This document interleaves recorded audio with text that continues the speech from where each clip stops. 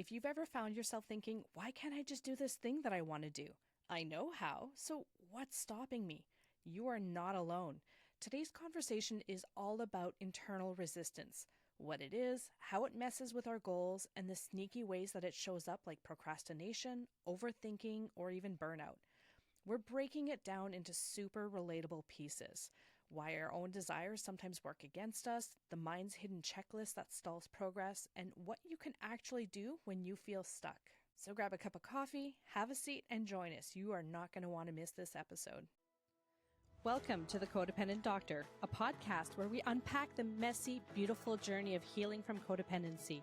If you're burned out from people pleasing, stuck in unhealthy patterns, or just tired of putting yourself last, you're in the right place. I'm Dr. Angela Downey, a family doctor and fellow codependent, and I'm here to help you reconnect to your authentic self, one honest conversation at a time.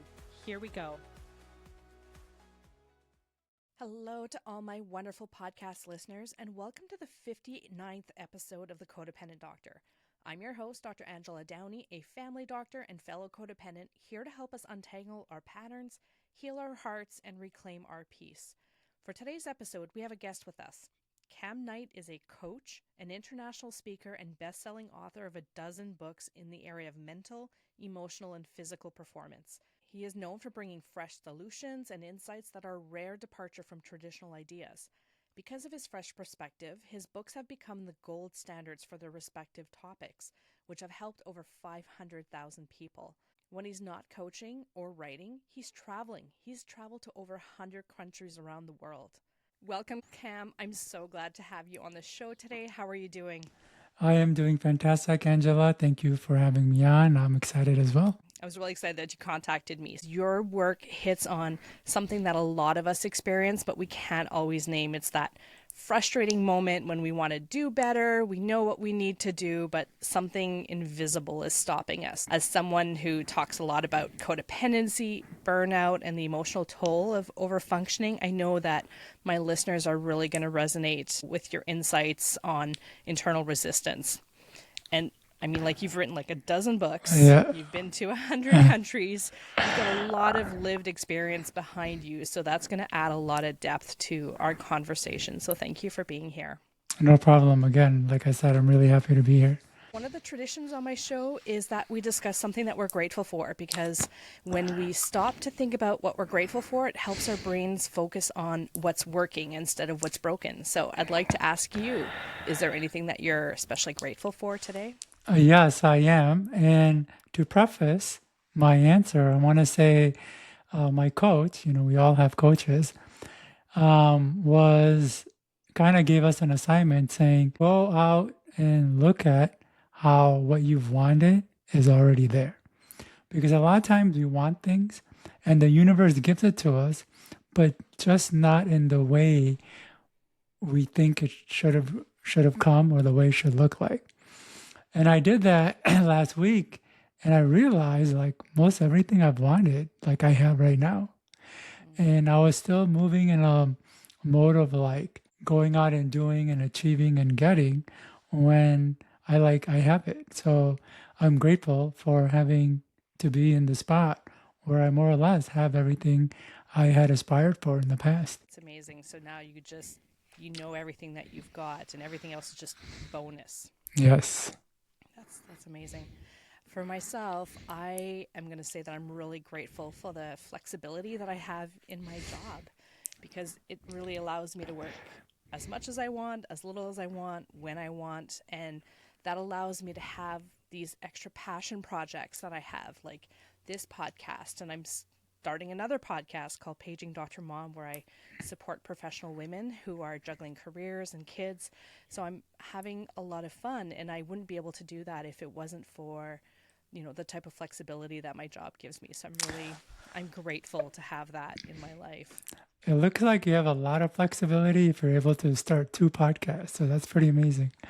Well, this one I've been doing for about a year and a half, and the other one is just starting up. So it's been a lot of fun, and I'm having a great time. So let's start by maybe having you introduce yourself. Sure. And tell us a little bit about your journey. Okay, cool. So my name is Kam Knight, and I am a mentor, international speaker, and author of a dozen books in the area of mental emotional as well as physical performance. As far back as I can remember, I've been a fairly driven individual. Kind of hard not to be living in a culture and society with so much personal development content and everyone telling you to do more, be your best self, and reach for the stars. As a result, I've always wanted to do more and have more and be more in life. And although I've had my fair share of success, I always felt like I missed the mark or the success was much more difficult than it needed to be. And I always wondered why that was. Why is it if I want to do something, I know what to do, I know how to do it, and I have the motivation and desire to do it, but for one reason or another, I can't or don't do it? Now, at the time, there were no clear answers. The best answers I came across was that you need to have better beliefs or that you need discipline. And yes, beliefs, discipline, and some of the standard stuff that gets talked about, they're all important and they're all part of the equation.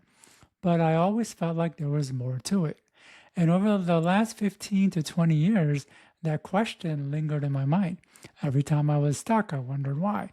Why can't I get stuff done? Why do I keep spinning my wheels? Why don't I just do this dang thing so I can get the result that I want? And so the more books I read and coaching I did and seminars I attended, the more I was learning about the complexities of the brain.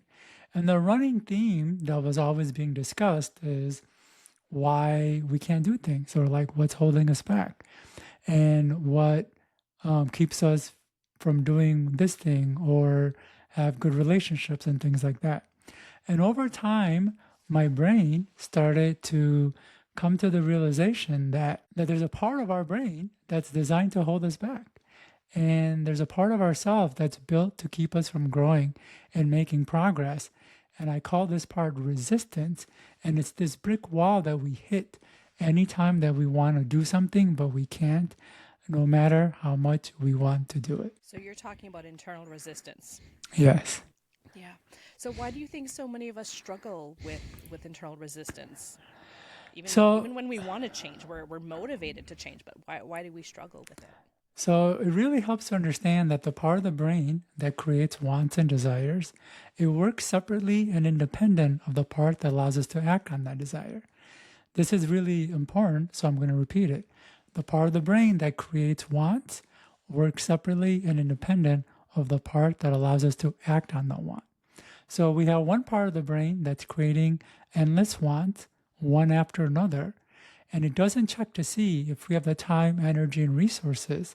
It just creates wants.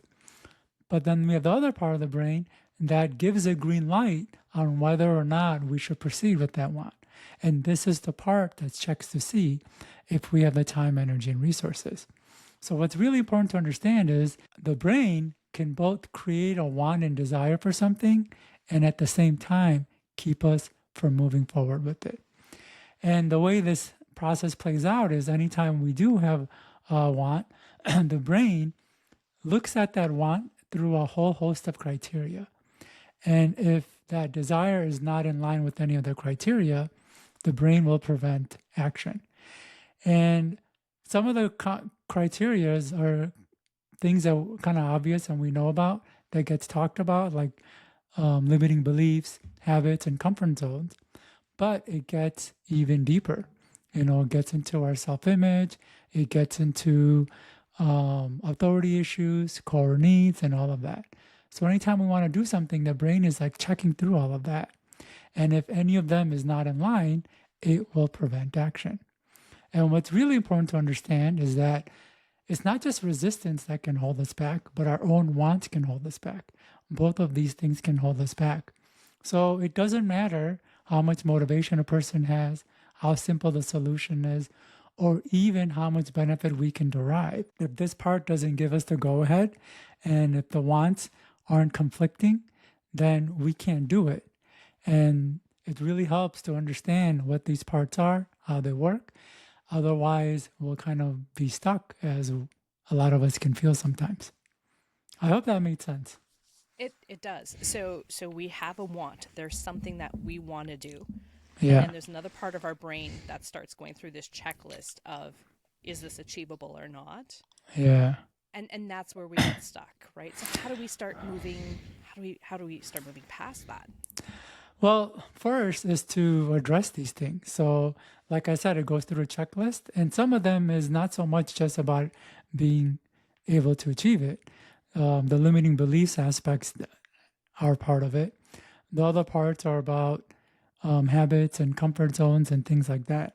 So it kind of helps to go through all the things that are holding us back and work through them one by one until we can move forward. Though, unfortunately, it's a long process because we have to know essentially psychology and the human mind at a deeper level than in a way is a lot of psychologists because there's so many things that can hold us back. What are some of these limiting beliefs? So, limiting beliefs can be anything. And a great way to understand them is I'll share a quick story. Several years ago, I was at the beach in Chicago and I met a woman who was telling me that she was a model and wanted to move up to starting her own modeling agency in Miami. And I asked her why Miami and not New York or LA, as those cities are the hotspots for the industry. And her response was because those cities would be too difficult to get in. So now she had a belief in her mind that starting a modeling agency in New York or LA would be too difficult. Now, whether or not that belief is true, it influenced her decision to start an agency in Miami. So a belief is simply a thinking of what's possible or our available options. Now, what's really important to understand about this story is that we have beliefs about what's possible to do in the world and what's possible for us. So a person can have a belief that something is possible, like it's possible to start a modeling agency in those cities. Others can do it, but not me. It won't happen for me. And it's really important to look at both beliefs because we might think something is possible, but deep down, not think it's possible for us. And when we start going after it, we will hit hurdles and blocks and avoidance behavior because that core belief deep down is saying it's not possible for us. Yeah. I got the when I was, younger, I kind of got the message that, you know, people like us didn't become doctors, right? There's Yeah, nobody else in my family who's a doctor. Very few of my family members had ever gone to university. So I had these messages that I'd been receiving and I believed them. I believed that yeah, doctors were people that were put up on pedestals and that wasn't me. And so when I failed my first year of university, it just reconfirmed everything that I already yeah, believed. And it held me back. I changed the course of my career. I went into accounting instead because I was good in math and people told me I was good at that. But really, so I did have this belief that yeah, I was not meant to take that path and something I really wanted to do. So I'm glad that I was able to move past it, but that really held me yeah. back for many, many, many years.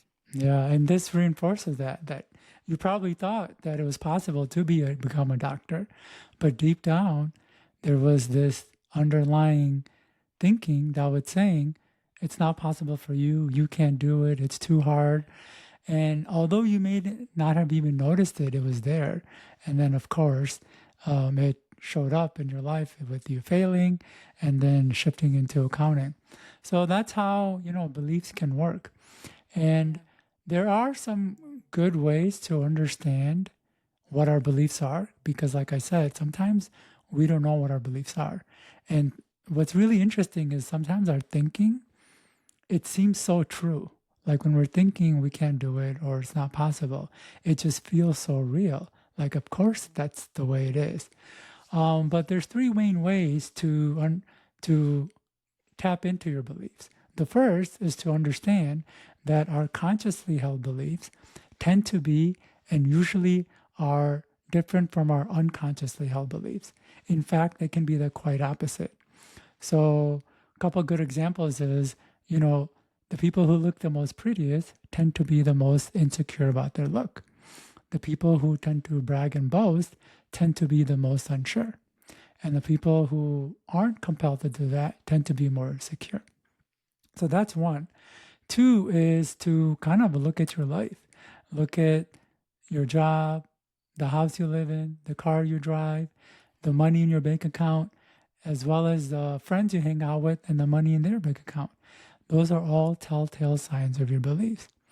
But a more direct way, which I really like, is to create a self talk statement about a change that you want to have happen or that you want to have. For example, let's say, you wanted to be a doctor, you would repeat statements like, I am a doctor or I am a successful doctor. And you would repeat that. And as you do that, your mind is going to retort. It's going to say things like, no, you're not. You're this. Like, you're not smart enough. You'll never be a doctor. The responses your mind gives you are telltale signs of the beliefs that are running inside you. Is it possible to jump from I can't be a doctor, this is not something I'll ever be able to do, to I am a successful doctor? That seems like a really big jump to try and convince my brain that I could be a doctor. It seems like a big jump to believe that that's true. Just like if someone is like, oh, that person's very attractive, I want to date them, but in your Yeah. mind you're like, that person's way out of my league, I'll never get them. To jump from one belief saying that this person is out of my league to I'm in this person's league, sometimes that just seems like too big of a jump. Are there steps in between, or do you have to go and try and believe that Yeah, big it leap? is. It's actually a good point that you bring up, Angela. It is a fairly big jump, and people will lead us to believe that we should be able to make that jump very easily and very quickly and not fall back. But that's not the reality of it.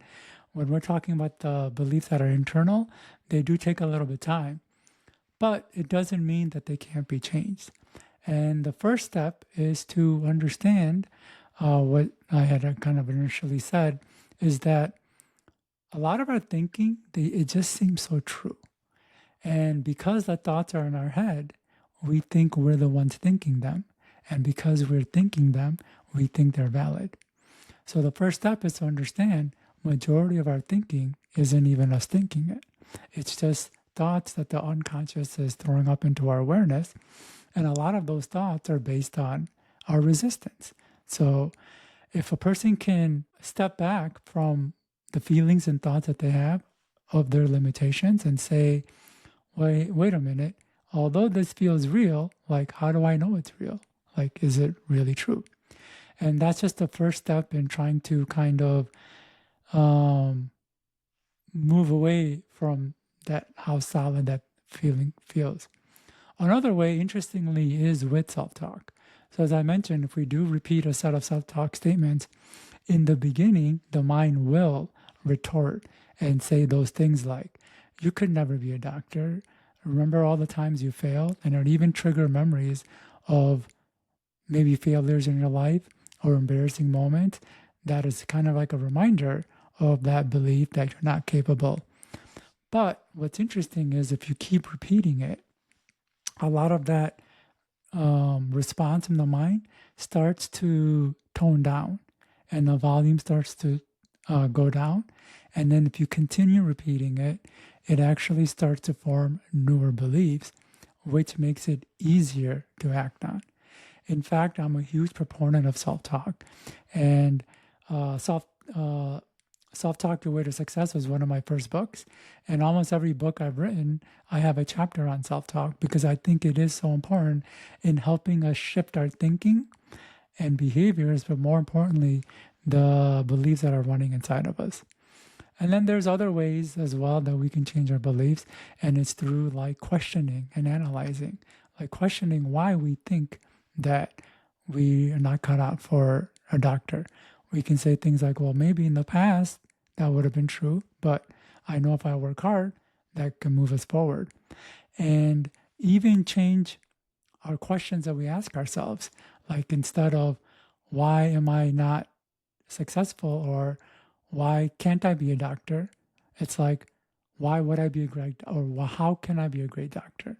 Or what can I do to become someone who can be successful in the medical field? And when we change our questions, it actually completely shifts our whole way of, processing that action. It gives you some form of control now, Yes. because now you're in the driver's seat. What can I do to be this person that I want to be? And you start taking those steps to get there. So instead of being kind of just a victim who this is happening to. Society's not allowing me to be a doctor. Yeah. What can I do? So it gives you something that you can actually move forward to. I like Yeah. that. Yeah. It's really important because when we ask, like, why can't I succeed in this? The mind will come up with all sorts of reasons. It'll even say things like, well, you're of this sex, you're of this demographics, you didn't have a good upbringing. I mean, it'll just find all the reasons, and every reason that it comes up, it just nails a coffin in reinforcing that limiting belief. But as soon as you just shift that question to how can I, it's not even thinking about why we can't. It's just thinking about how can I. It's like, oh, well, I could work harder. I could get a tutor. I could do this. And if we choose to act on the answers, it can move us in that direction. Do you think that most of these negative messages are coming from society, or is that just kind of something within us, or a lack of confidence? It's not so much coming from us per se. And, I help people a lot. I have developed a technique that helps people where I can help people go into their unconscious and to work on their challenges and blocks and some of their trauma and PTSD at the unconscious level. And sometimes we get to a point where their mind is berating them. They're saying all sorts of stuff like, you won't be cut off for this, you're ugly, you can't do anything right. And I will tell my clients, I'm like, I want you to understand that that's not your voice. That's the voice of the people in your lives. And the way the brain works is as we're growing up, it is picking up the voices of the people around us. And it's actually designed to do that. So if, we were growing up in a healthy relationship environment, people would be teaching us what to do, showing us how to move through the world and all of that. And so as we do grow up, their voices enter into our head as a way to continue the guidance. So their voice becomes our voice. Now, what's really interesting is the mind doesn't look at to see if the voice is negative or positive. All it does is just pick up the voices that were around us. So if it's negative, it's going to pick up negative voices. And what's really crazy about that is as we're growing up and it's picking up those voices and they enter in our head, we start thinking we're saying those things. And because we think we're saying those things, we believe those things. But the reality is they were just voices from, people in our past. And it's usually our parents. The mind puts a lot more weight on our parents. It's a lot from our peers. So if we had brothers and sisters who weren't so kind, as well as bullies and things like that, their voice does enter into us. And like I said, the most difficult part about it is that as we are getting older and their voices start repeating in our head, because it's in our head and we think we're saying it, and it just kind of reinforces it. This is why I had said earlier, in fact, a few times, really important to question the thoughts in your head. You may think you're thinking them, but it's really just the voice of resistance that's just coming up. So if you have a parent who keeps pointing out that, you shouldn't go for that second plate, or you should be exercising more, these are constant reinforcements for you. And in the future, you're going to be hyper focused on your weight. Because these are the messages that you got growing up. And as a parent, we always strive to do the best that we can. And sometimes it's hard to know, how the things that we tell our kids are affecting them, and what they're hearing and what they're retaining. Yeah, it is challenging because our parents want us to stay safe. And especially when we're kids, we don't know what is right and wrong and safe and unsafe or healthy or unhealthy. And so they do have to kind of put a lot of walls so we don't do anything that could be damaging to ourselves. Unfortunately, in doing that, it does kind of carry over as adulthood. And sometimes our brain can pick up certain things a father or mother or brother or a peer said, and in a way, like kind of run our life. Like it's crazy, but like one statement somebody says at a certain point in our childhood can become the shotgun that gets heard around the world, and it becomes so true, and they live their life that way. Yeah, I once heard a boy at school make a comment about how I looked. And it's funny how that one comment stuck with me for like Yeah. 20, 30 years. And so many other people had said good things, but this one negative comment, that's the one that I believed. Yeah. And it stuck with me for a really long time. And yeah, Yeah. so we're surrounded by people all the time, and you want to be surrounded by good people, but Yeah. sometimes these negative comments come out, and it's hard to know what to believe sometimes. Yeah. And something that could be helpful to you and as well as your listeners is to understand the brain puts a lot more weight on the negative comments. So we can hear 10 positive things, but it's that one negative that the brain really gets hooked on and sticks to. And it's kind of, there's a reason for it. It helps us survive. It's because we humans, as amazing as we are, as amazing as our bodies and our mind and even our hands, the complexity that's involved in it, like we still haven't been able to create computers and robots that can do what we can do. We're getting there closer, but it's taken a long, long time. At the same time, we're extremely fragile.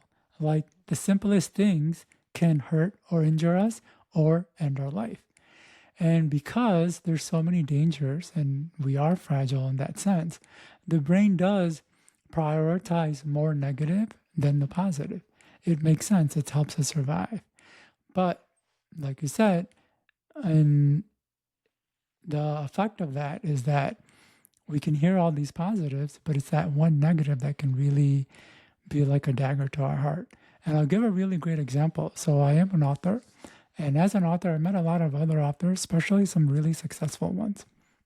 And what I have found, and I went through this, and you know a lot of authors do, is that we can get 100 positive reviews on our books, but that one, like it hurts. It just hurts. And so, yes, when we do get that negative, it does help to switch that and reinforce the positive, but it takes a lot more. It takes like 5 to 10 statements to just neutralize that negative. And then we need a few more to kind of push past it. So if we, just a reminder to people, if they are getting negative comments in their life, either whether from others or themselves, it's important to switch it with positive self-talk statements, though not just with one, but like 5 to 10 times more. It's just the way it is. Yeah, it's hard getting those negative messages, and it often goes, it just reconfirms an insecurity that you already have. Yeah. And it's hard to work through sometimes. And I think you mentioned at the beginning that you have a coach. I have I have a therapist, and these are all Yeah. people who help me work through these issues. Yeah. Because we all go through them, and it's not a lot of fun. No, it's not fun, but when we can get through it, it's like, okay, I'm glad I went through it because there was some positives and benefits. But when we're in it, it's like, oh, this sucks. Like, so yeah, it is a challenge, and it does help to have good coaches and mentors that you resonate with, and people who kind of can understand where you're at and know how to help you move forward easily. Because I'm not saying there aren't any bad or good, it's just that it helps to find one that fits you, where you're at, how you operate, and they understand that. So they can help you move through it quicker than longer. So the reason I bring that up is, you know, I've cycled through different coaches, and in fact, it's actually important to have multiple coaches and mentors, which is what I do have. I'm very fortunate for that. So it's another thing I'm grateful for. But it's really important to be not just like getting any coach, like knowing yourself and knowing what's going to be most optimal for you and seeking that. What are some causes of resistance that most people wouldn't ever think of? Something hidden or unexpected? So yeah, there's two that I'm going to share because I think it's really important and it's affecting all of us. One is what I call a core need. So as humans, we have all sorts of needs, like the need for attention, affection, love, and even physical contact. And some of these needs are deeply ingrained into us, like the need for a mother's love or a father's guidance, When we don't receive it, it creates pain, a lot of pain. The kind of pain that can make a person go crazy. That's how deeply ingrained these needs are. Now, if growing up, the brain learns that these needs can't be met, won't be met, or is too dangerous to be met, the brain will prevent us from going after the need. Makes sense, right? Unfortunately, because these are core needs, the need doesn't go away. It just gets louder and stronger and more painful. But since the brain believes these needs can't be met, it feels it has no other choice but to distract us from it. And there's many ways the brain will distract us from these core needs. And one of them is to make our lives difficult, challenging, and keep us from finishing anything we start. So our focus is always on problems and not this pain. And I'll share a really important story about this. I knew someone who wanted nothing more in life than the love of his dad. But his dad never gave it to him. And it hurt him. It hurt him a lot. So much so that he lived a hectic life, living paycheck to paycheck, never being able to make ends meet. The reason his brain did that is because if he could finish what he started, his life would be good. And if his life was good, this pain would be at the forefront of his awareness.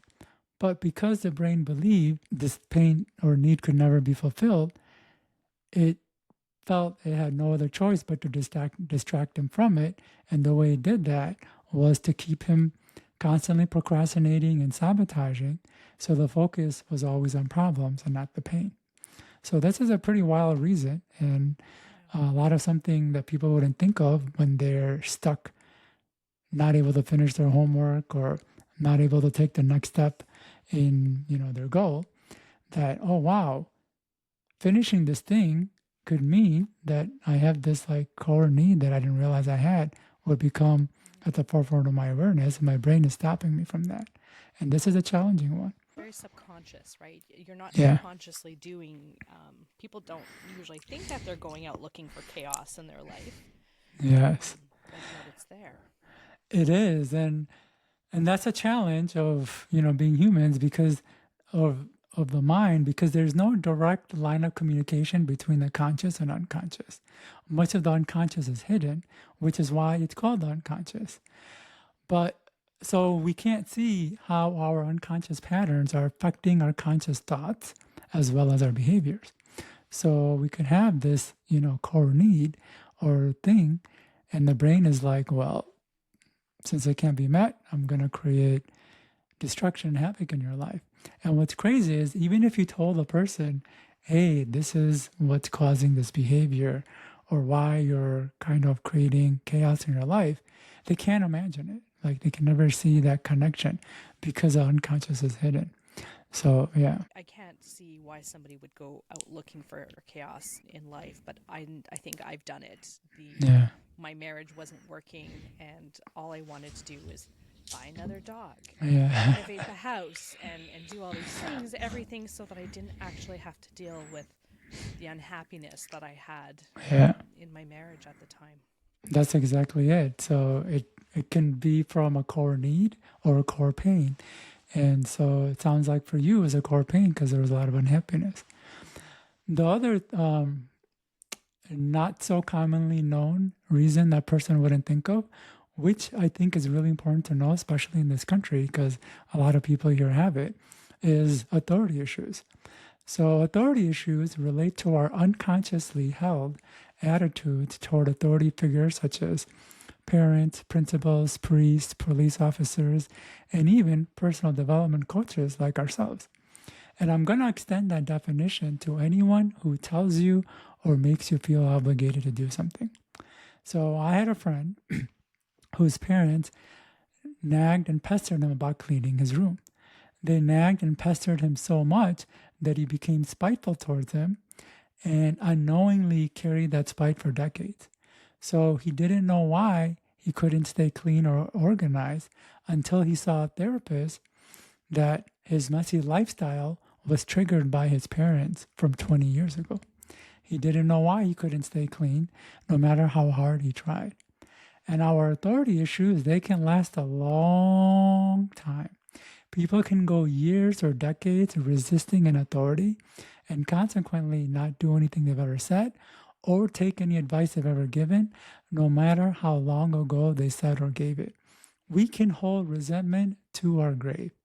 So, what that means is that to this day, in this very moment, a person may be unable to listen to a parent, teacher, or a boss because they are resisting them. And no matter what they say, they can't do it. Even if they get to a point where they realize, hey, this is healthy or this is going to be beneficial to me, they still can't because the authority issues is kicked in. So, this is a reason why some people have a difficult time studying because of all the teachers telling them to study.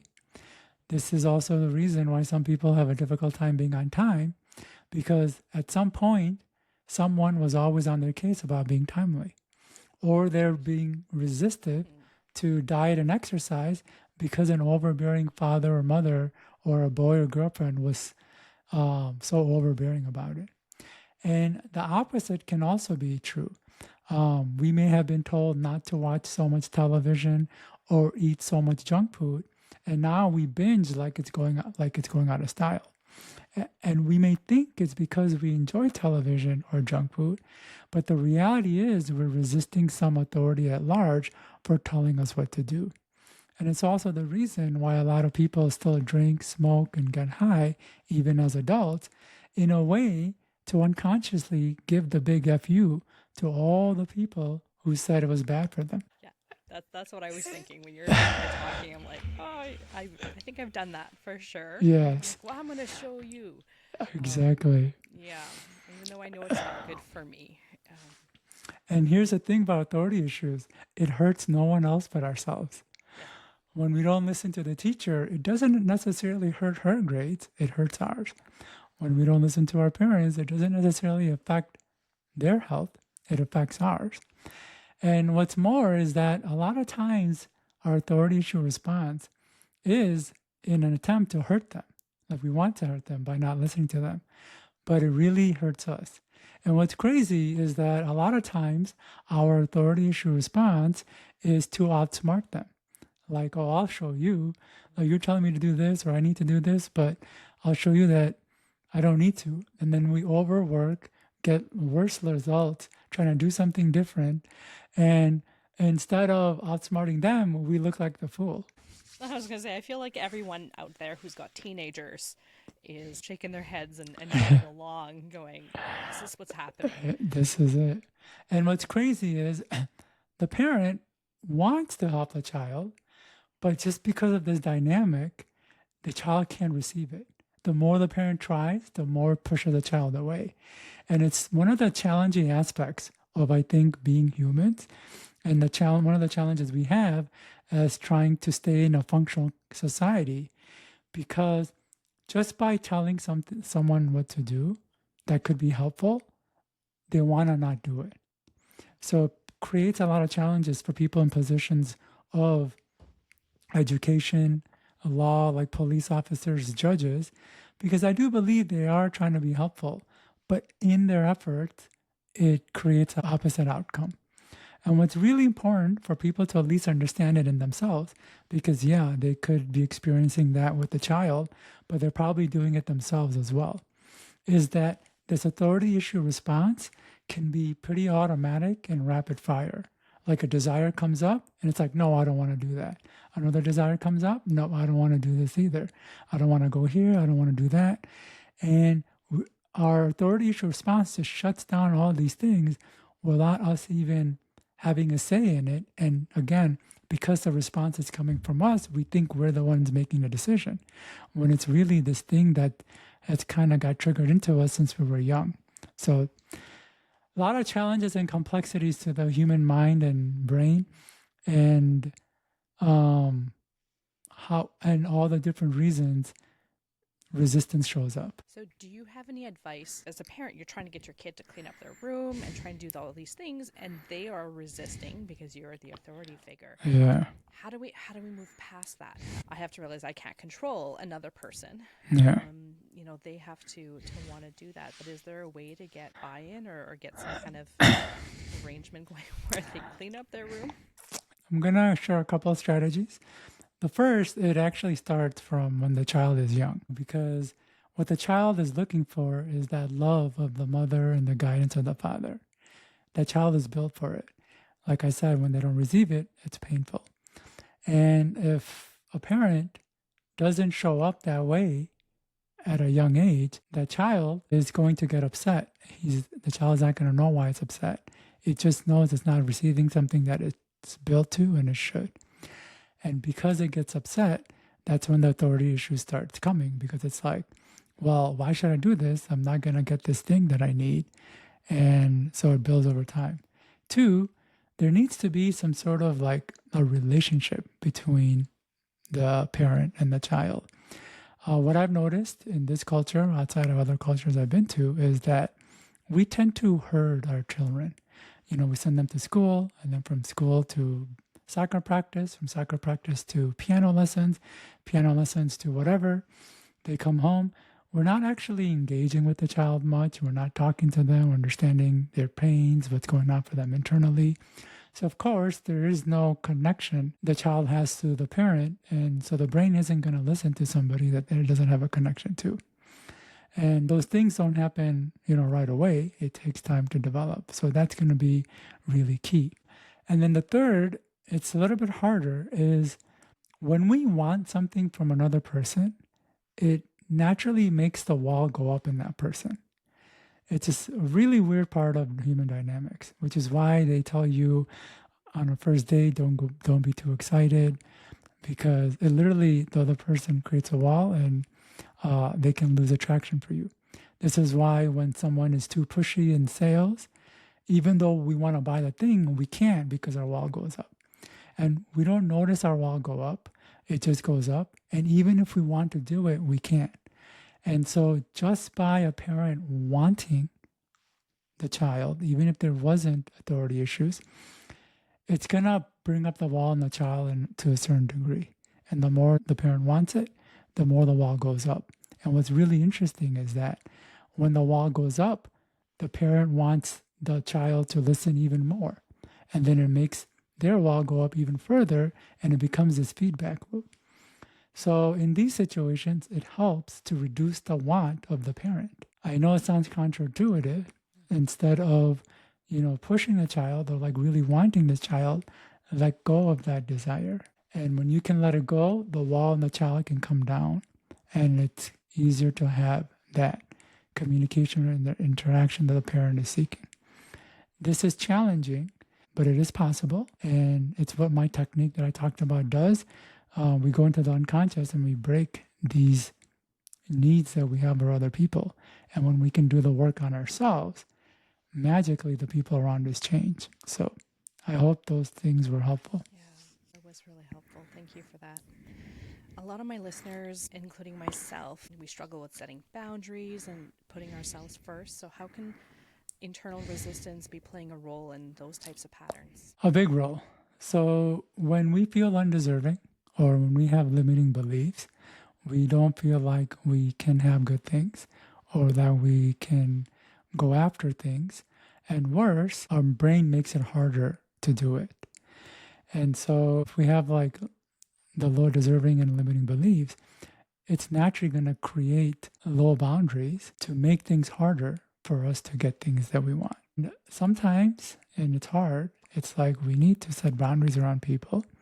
And more importantly, we actually need to cut unhealthy people out of our lives. This is something that doesn't get talked about a lot, but this is something that to have gotten the success I have, 12 books, traveling to 100 countries, working through some of the deeper mental and emotional challenges I had to be able to get to this point where I can talk to you intelligently, took a lot of work. And there were a lot of people on my path who weren't helpful. And not only were they not helpful, but in some ways they were pulling me down or they wanted to pull me down. And it's actually hard to be around people like that and still try to make progress. It's like a tug of war that goes on.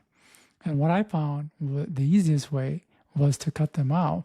So there's a part of my brain that isn't expending all this energy and resources to try to figure out what they're going to say and how to counteract it and all that stuff that we need to do to manage people. Once we can cut it out, it is a lot easier to move forward, though it's not easy to always cut people out. It's very scary. Yeah, especially if they are like related to you. And there have been moments when even my parents I had to cut out, and even my brothers and sisters. If I find them to be kind of destructive, I have to put a lot of effort just so they don't destroy their own life. It takes a toll on me and what I want to do. And I can do what I can, but at a certain point, it's like, all right, I need to take a break from you guys so I can do what I want to move forward in. It's hard setting boundaries. It definitely It's hard having those conversations. But when you can have them and when you do get there, Yeah. it can be really helpful. Do you have any favorite strategies that you use or mindset shifts that can help people move through the internal resistance that they have? So internal resistance, one, is a very deep topic because it's not just about. Yeah, and I feel like we're not going to cover everything in this episode, and you're just such a fountain of information. I don't want to stop, but we might have to come back for another episode at some point. This is really interesting. Sure, I'd love to. I do enjoy talking and, try to give as much info as possible. So a lot of times it helps to work on the specific cause of the resistance. So if we do have the limiting beliefs that we kind of talked about earlier in the episode, then we work on the beliefs. If our cause of resistance is authority issues, then we need to do the things related to authority issues. And if it's related to a core need or some other cause of resistance, then we need to do the things that work on that. The reason I say that is because you can't use a one-fit-all approach. You can't use what works for limiting beliefs on authority issues, and what works for authority issues is not really going to work for core needs. And so that's one really important thing. Though there are certain things that we can do that can work on all of it in a safe and easy way. And I really like to go back to the self-talk.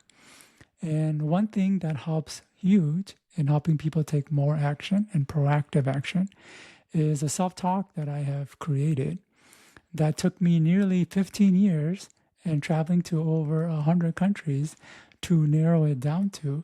And anyone who repeats this has pretty profound shifts in being able to do more.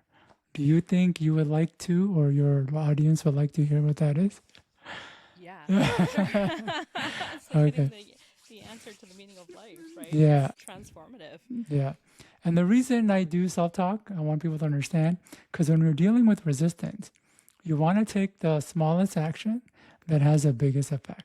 Small things that you can do that can have the big changes or that help you take the bigger steps.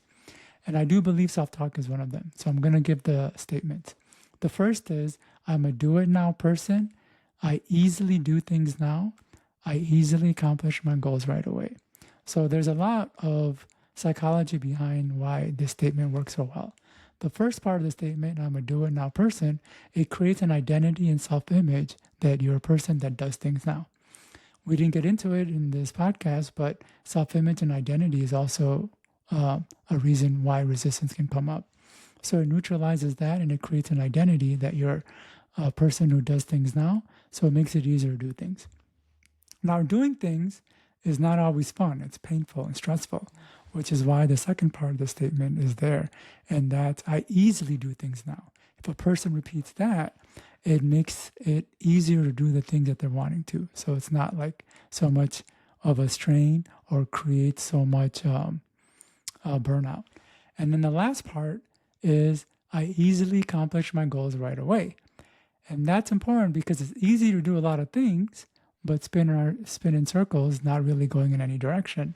And that one helps the brain to focus on a goal or a specific target to move into. And even if a person doesn't have a goal or target, if they repeat that, their brain will start to form one. So it's, I'm a do-it-now person. I easily do things now. I easily accomplish my goals right away. So that's the first statement. And this creates forward momentum and action. But we still need to neutralize the things that hold us back. And a lot of it does come down to undeserving and limiting beliefs, the things I kind of mentioned. So the second part is I deserve, have permission, and am having good things. And the reason why that works so well is, again, it neutralizes that core thing that I don't deserve that's creating a lot of our challenges. So if we can say, I'm deserving, I have permission. This is important because since we were kids, we have been constantly told what to do, what not to do, how to do it, how not to do it. And so, in a way, it trained our brain to constantly seek permission before we're doing things. And what's amazing is I go to seminars and events and speak all the time. And what I've noticed is people pay good money to come to these events, to hire coaches, essentially to give them permission to go after things. So you can give yourself permission. And the last part of the statement, I'm having good things, it's the action of it. So it's, if you repeat that, the good things start coming. So I deserve, have permission, I'm having good things.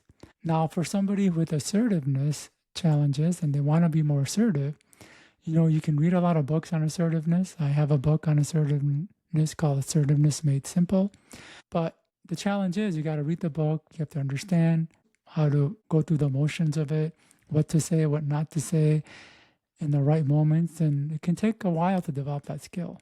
Or you can just repeat some self-talk statements like, I am a calm, assertive communicator. I easily communicate my needs and wants. If you repeat those two statements, you'll start to become much more assertive and much quicker than going out reading and developing the skill. So 4 statements, it'll change your life. Oh, Kam, you have 12 books. So if someone were to start somewhere in those 12 books, where would you suggest that we start? I think speed reading would be the best book. Speed reading, Speed reading? right behind me. Okay. It's Learn to Read a 200-page book in 1 hour. It has over 5,000 ratings on Amazon. I would say start there because it'll teach you to consume information faster. Not just faster, but in a way where you understand more and remember longer. And so once we can learn to start understanding how people put together information so we can understand it better and how to actually zip through it in a very natural and easy way. Well, the reason I wrote that book is I find that a lot of people, reading is like kind of a painful and annoying and just like not a pleasant experience. And with that book, it doesn't take a lot of training, just shifting the way you look at words. And within a few minutes, you'll be doubling to tripling your reading speed with better comprehension and memory in literally minutes. And then from there, you can not only go through information faster, but get more out of it so it could be useful. So we read that one book on speed reading, and then we can get through the other 11 yeah. In no time. Yeah. Though, if people like this concept of internal resistance, I have a course called Conquer Internal Resistance. Okay. And it's a deep dive into this topic. Like I said, we only covered a few causes of resistance. But this course goes into a dozen more. And we didn't even talk about how our wants get in the way. There are many challenges our wants create, and this course dives into that. But more importantly, when the brain doesn't want us to do something, it doesn't tell us that it is. Instead, it uses manipulative tricks. That's how procrastination and sabotage show up.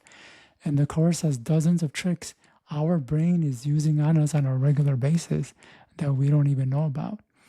And these tricks are so conniving that you wouldn't think of them as tricks, which is why they work so well and why we so easily fall for them. So they can get that as well. Yeah, I can put all that in the show notes. And you also have a freebie. 5 ways to end procrastination and sabotage. Yeah.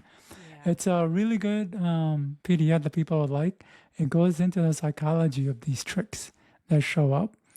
And if people can understand how these tricks are showing up, they'll be not so easily manipulated by them. And so they can make forward progress much sooner and quicker. And they can get all of that at my website, kamknight.com. That's KAMKNIGHT.com. Or they can text me the word flow, FLOW, to 26786. and they'll receive that PDF. Amazing. Kam, I want to thank you so much for being here with us. This was such a great conversation, and I loved it. And you are a fountain of information. And Thank you. I feel like there's just so much more that we could be talking about. So I'd love to have you as a guest again in the future. So thank you so much for being here. And yeah, it's given me a totally new way of thinking about things. So I appreciate you being here today. Yeah, you're welcome, Angela. This was This was fun. Thanks for everyone for hanging out with us today. If you liked the episode, I'd love it if you would share it with someone who needs to hear it. I'm sure there's lots of people out there who would benefit, and heck, just share it with the whole world. I'd love to help more people out there. I'd also love it if you would be so kind as to follow and maybe leave a comment for the episode. I'm most active on Facebook at The Codependent Doctor and Instagram at Dr. Angela Downey. I wish you all a great week as you learn to foster a better relationship with the most important person, yourself. I'm going to talk to you again in 2 weeks with another episode of The Codependent Doctor. Take care for now. You've got this. Thanks for spending time with me today. I hope something in this episode resonated with you. If it did, hit follow, subscribe, or share it with someone who needs to hear it today. The Codependent Doctor is not medical advice and doesn't replace speaking to your healthcare provider. If you're in a crisis, please go to the nearest ER or call 911 or reach out to your local mental health helpline. I'll be back here next week with more support, stories, and strategies because we're healing together.